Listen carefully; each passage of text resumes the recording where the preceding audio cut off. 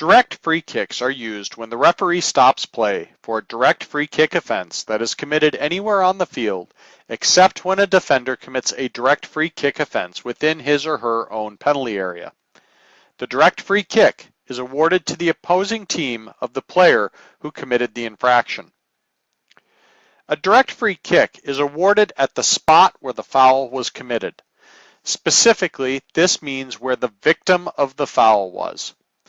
For example, say a goalkeeper makes a save and holds the ball. The ball remains in play. The goalkeeper then purposely and violently throws the ball at the head of an opposing player who is standing outside of the penalty area. This is a direct free kick offense, striking, as it is committed by a player against an opponent on the field while the ball is in play. Free kick would be granted at the spot where the opposing player was struck by the ball, as that is where the foul was committed. The foul was not committed at the location from which the ball was thrown. The one and only exception to this is if an attacker commits a direct free kick offense within the defending team's goal area. In this case, like a goal kick, the kicking team may take the ensuing direct free kick from anywhere within the goal area. It does not have to be at the spot of the foul. The ball must be placed at the spot of the foul or within the goal area and cannot be moving at the time of the kick. If the ball is moving, the kick was not taken properly and the free kick must be retaken. There are no limitations as to who on the team possessing the direct free kick can take the kick. Any player on that team is permitted to do so, including the goalkeeper. When the ball re-enters play depends on the location of the free kick.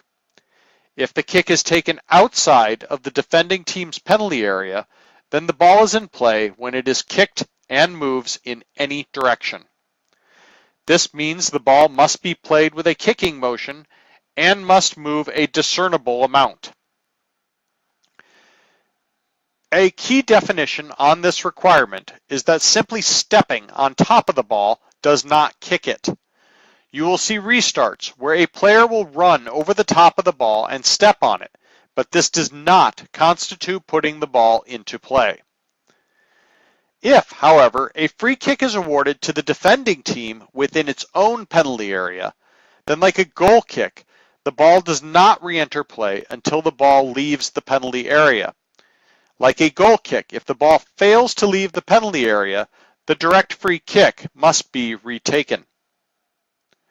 The team in possession of a direct free kick may kick the ball directly into the opposing team's goal and a goal is counted.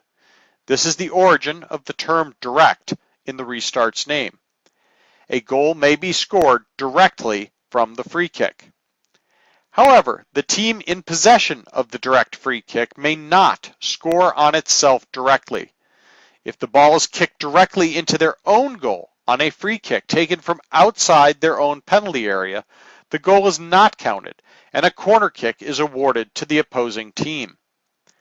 If the kicking team takes a direct free kick that originates from within its own goal area and kicks it directly into the goal, the free kick must be retaken because it never properly re-entered play. Control of the direct free kick restart is usually controlled by the team that has been awarded the kick.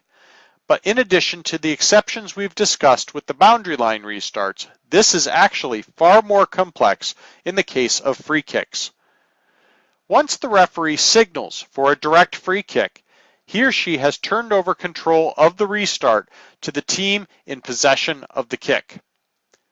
And they may take that free kick as quickly as they want, on the condition that it is taken properly, meaning placed at the spot of the infraction or within the defending goal area, is not moving, and is kicked or moves or clears the defending penalty area. As with other restarts, exceptions to this rule include if a substitution is being performed. In youth matches, substitutions are usually not permitted on free kicks, making this point moot. If an injury is managed, or if a card has to be shown. In each of these situations, this turns the free kick ceremonial, and it now requires a referee's whistle to turn the control of the restart back over to the team in possession. Furthermore, free kicks taken in the attacking third of the field often are managed by the referee as ceremonial for one of two other reasons. The most common of these is that the attacking team requests that the defending team respect the required distance. Defenders on free kicks must yield 10 yards from the spot of the kick. This is mandated in Law 13, and the attacking team does not have to ask for the 10 yards. It should be given by the defenders. This is the only positional requirement of the direct free kick. The defending team must respect this requirement, but you can often see defenders milling around within 5 to 7 yards of an attacking free kick, and the attacking team will request this requirement be enforced strictly. If this happens, the free kick becomes ceremonial, and the attacking team then may not take the kick until the referee ensures that the required distance is set and blows the whistle to return control of the restart to the attacking team. The other reason that free kicks can become ceremonial is because the referee chooses to make them ceremonial for game control reasons. If a hard foul has been called, or if the foul was called just outside the penalty area, the referee may deliberately declare that the restart is ceremonial and point to his whistle to show all players that the free kick cannot proceed until the whistle is blown.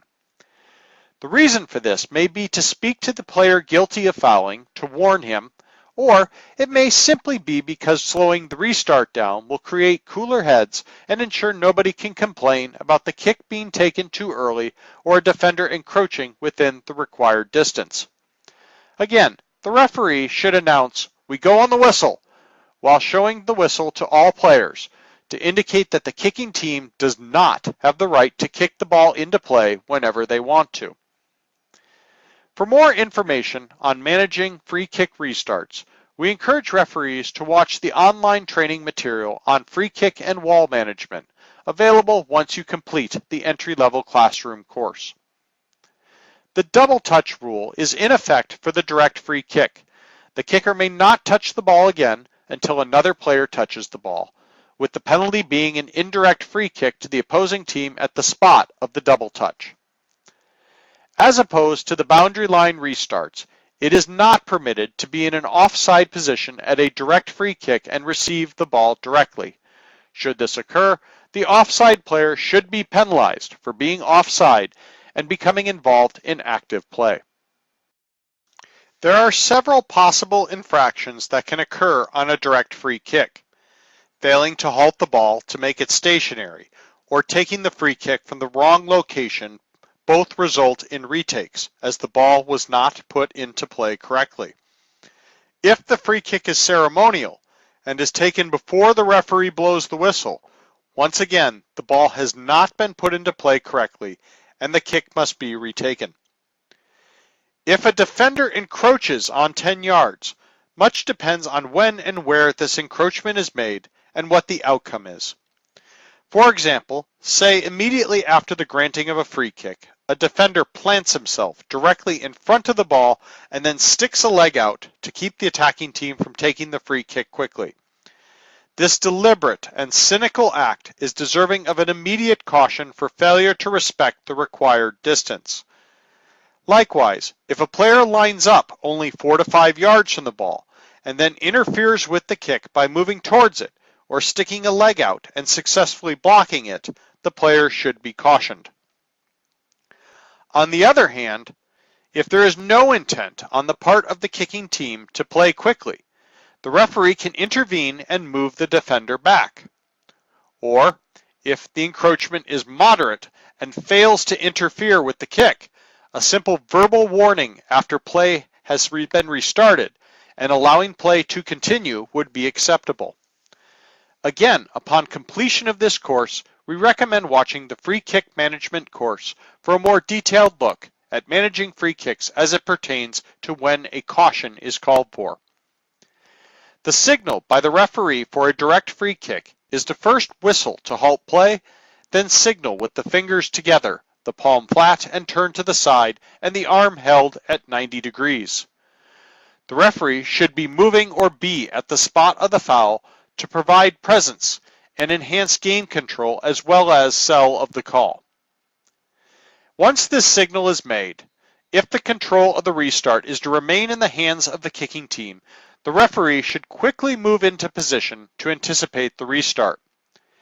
If the restart becomes ceremonial, the referee should show the whistle to both teams in front of his face, pointing to it and telling teams that the restart will be on the whistle. The assistant referee can signal for a foul as well. To do this, he or she should stop, raise the flag straight up in the hand for which the restart will be, then give it a short waggle. The waggle indicates that the assistant is seeing a foul. Upon the referee whistling to halt play, the assistant referee then drops the flag to 45 degrees off the horizontal, a position identical to the throw-in. Indirect free kicks are used when the referee stops play for an indirect free kick offense that is committed anywhere on the field, for offside, or for a double touch infraction on restarts where double touches are illegal. The indirect free kick is awarded to the opponents of the player who committed the infraction. An indirect free kick is awarded at the spot where the foul was committed. As with direct free kicks, this means where the victim of the foul was, but there are two exceptions to this rule for indirect free kicks. One of them is identical to the direct free kick exception. If an attacker commits an indirect free kick offense within the defending team's goal area, the kicking team may take the ensuing indirect free kick from anywhere within the goal area. It does not have to be at the spot of the foul. The second exception is if a defender commits an indirect free kick offense within his or her own goal area. In the event of this happening, the indirect free kick is moved to the 6-yard line, the edge of the goal area, parallel to where the infraction occurred. Unlike direct free kicks, indirect free kicks may be awarded to the attacking team within the defending team's penalty area. The ball must be placed at the spot of the foul, or within the goal area, or the attacking 6-yard line, and cannot be moving at the time of the kick. If the ball is moving, the kick was not taken properly, and it must be retaken. There are no limitations as to who on the team possessing the indirect free kick can take the kick. Any player on the team is permitted to do so, including the goalkeeper. The rules governing when the ball re-enters play from an indirect free kick are identical to those for the direct free kick. If the kick is taken outside of the defending team's penalty area, the ball is in play when it is kicked and moves.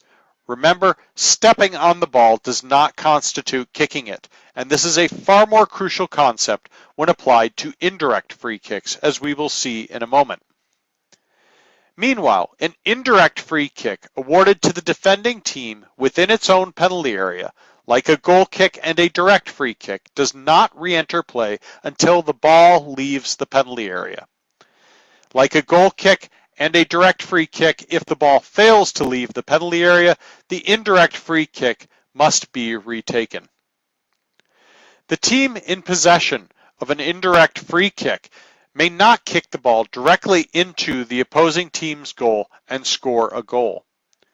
This is the origin of the term indirect in the restart's name.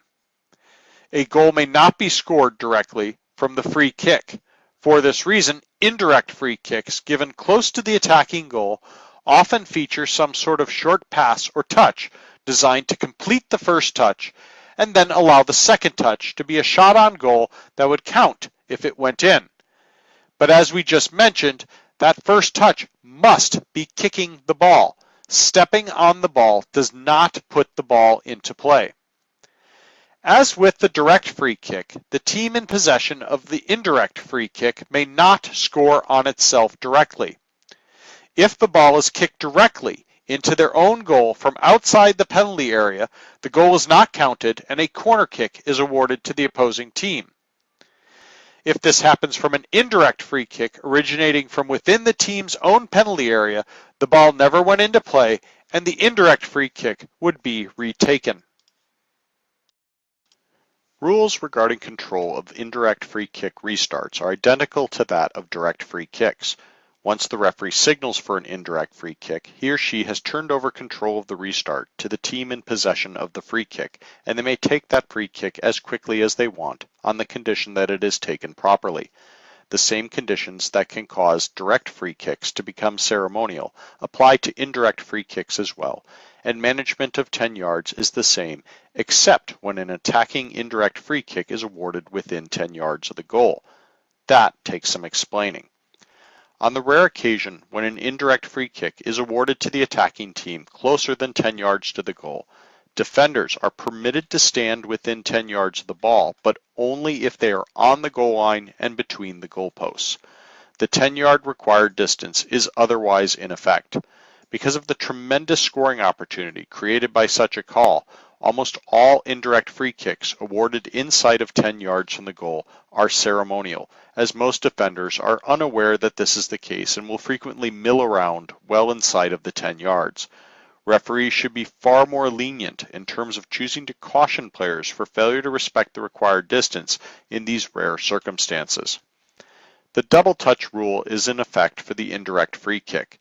The kicker may not touch the ball again until another player touches the ball, with the penalty being an indirect free kick to the opposing team at the spot of the double touch.